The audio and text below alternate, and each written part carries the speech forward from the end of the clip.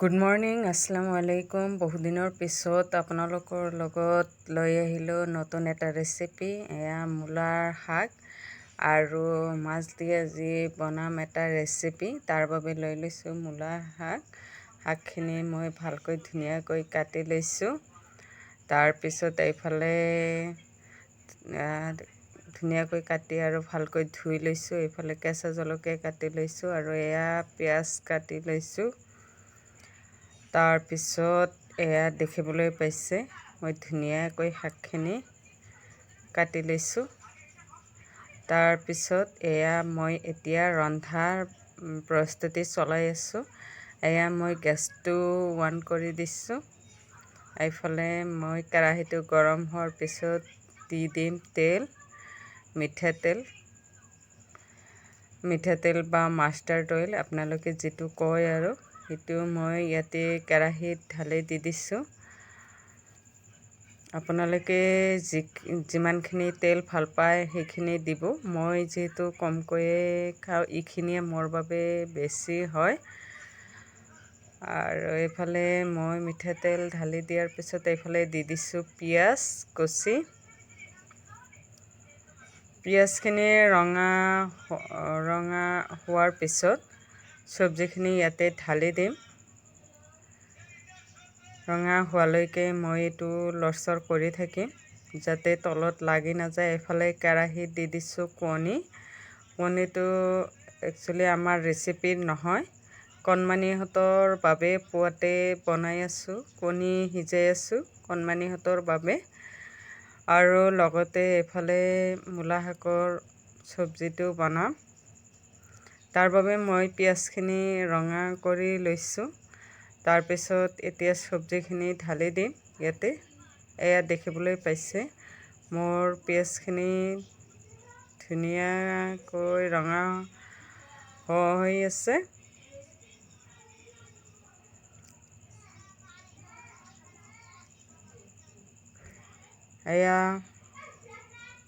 এতিয়া মই শাকখিনি ইয়াতে দি দিম। এয়া মই দি আছোঁ। গেছ চোলাটো মোৰ কি হ'ল, ভাত দালি বনোৱাতে গেছ চোলাটো লেতেৰা হৈ গ'ল। তাৰ মাজতে আজি ৰেচিপিটো বনাই আছোঁ।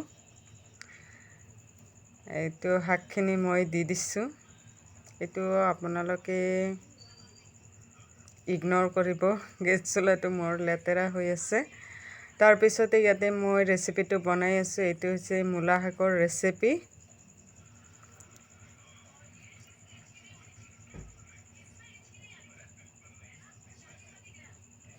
এতিয়া কেঁচা জলকীয়াখিনি কাটি ইয়াতে দি দিছোঁ। আগতে কাটি থোৱা। এতিয়া মই ভালকৈ লৰাই ল'ম, নহ'লে তলত আৰু লাগি যাব। যিহেতু পিঁয়াজখিনি ৰঙা কৰি লৈছোঁ। এনেকৈ আপোনালোকে বনাই খাবচোন মূলা শাকৰ ৰেচিপি। যিবিলাকে নাজানে মূলাৰ শাকটো কেনেকৈ খায় মাছ দি, মই একচুৱেলি এনেকৈ বনাওঁ, সেইটো আপোনালোকৰ লগত শ্বেয়াৰ কৰি আছোঁ। আৰু ভাল পালে লাইক কৰিব, কমেণ্ট কৰিব, ছাবস্ক্ৰাইব কৰি লগত থাকিব। তাৰপিছত এতিয়া দি দিম মই যিখিনি মছলা গুড়ি লাগে। ইয়াতে হালধি গুড়ি এয়া দি দিছোঁ মই 1 চামুচ, জলকীয়াৰ গুড়ি। আপোনালোকে যিমানখিনি জ্বলাটো ভাল পায় সিমানখিনি দিব। মই 1 চামুচ দি দিছোঁ। তাৰপিছত ইয়াতে আধা চামুচ হালধি গুড়ি দি দিছোঁ। তাৰপিছত এয়া 1 চামুচ নিমখ দি দিছোঁ। নিমখটো আচলতে আপোনালোকে যিহেতু এইটো শাকৰ চব্জি হয়, গতিকে সেইটো আপোনালোকে অলপ কমকৈ দিব, লাগিলে টেষ্ট কৰি আকৌ দিব, নহ'লে যিহেতু শাকটো অলপ কমি যায়। এইটো নতুন যিবিলাক ৰান্ধনি হয় সিহঁতে গম নাপাব শাকত আপোনালোকে নিমখটো অলপ কমকৈ দিব, নহ'লে বেছি হোৱাৰ চান্স থাকে। মই 1 চামুচ দি দিছোঁ, লাগিলে পিছত আৰু দিম। এয়া মই নিমখটো দিয়াৰ পিছত এতিয়া ভালকৈ লৰচৰ কৰি দি দিম, নহ'লে যাতে নিমখ হালধি গুড়ি মিক্স হৈ যায়, সেইটো আপোনালোকে লক্ষ্য ৰাখিব। তাৰ বাবে মই ভালকৈ লৰচৰ কৰি লৈছোঁ। তাৰপিছত এতিয়া মই এয়া দেখিবলৈ পাইছে ধোৱা হৈ গৈছে কিবা কাৰণত। এইটো মোৰ মাছটো এতিয়া মই ইয়াতে অলপ পানী দি দিম। এয়া মই অলপো পানী দিয়া নাই, এইখিনি হ'ল চব্জিৰ পৰা উঠা পানীটো। এইটো মই ভালকৈ লৰচৰ কৰি লৰাই দি এতিয়া এয়া পানী দিয়াৰ পিছত তাৰপিছত মই যেতিয়া এইটো উতল আহিছে, এতিয়া মই মাছৰ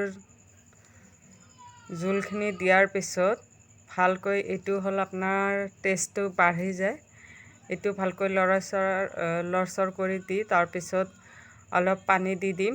পানী দি অলপ ঢাকন মাৰি থৈ দিম। যেতিয়া উতল আহিব তেতিয়া মাছখিনি দি দিম। এনেকৈ দিলে মানে চব্জিত মাছৰ জোলটো সকলো ফালেদি সোমাই যায় আৰু টেষ্টি হয়।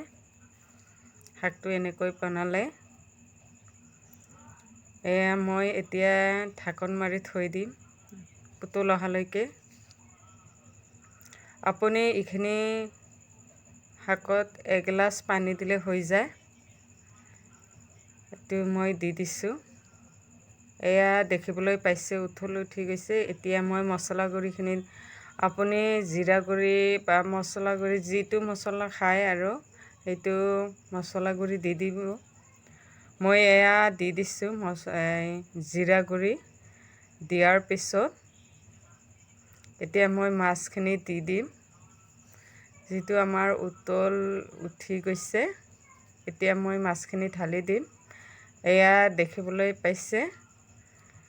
এতিয়া ঢালি দিয়াৰ পিছত মই এতিয়া ঢাকন মাৰি থৈ দিম, যাতে চব্জিটো ভালকৈ সিজি যায় আৰু 10 মিনিটমান এনেকৈ থৈ দিয়াৰ পিছত আপোনালোকক দেখুৱাই আছোঁ মোৰ আঞ্জাটো দেখাত কেনেকুৱা হৈছে। আপোনালোকে ভাল পালে লাইক কৰিব, কমেণ্ট কৰিব, ছাবস্ক্ৰাইব কৰি লগত থাকিব। আৰু আপোনালোকক লগ পাই আছোঁ নেক্সট এটা ব্লগত নতুন এটা ৰেচিপিৰ সৈতে। এয়া দেখিবলৈ পাইছে, এয়া মোৰ মাছৰ আঞ্জাখিনি হৈ গৈছে। আপোনালোকে এনেকৈ বনাই খাবচোন।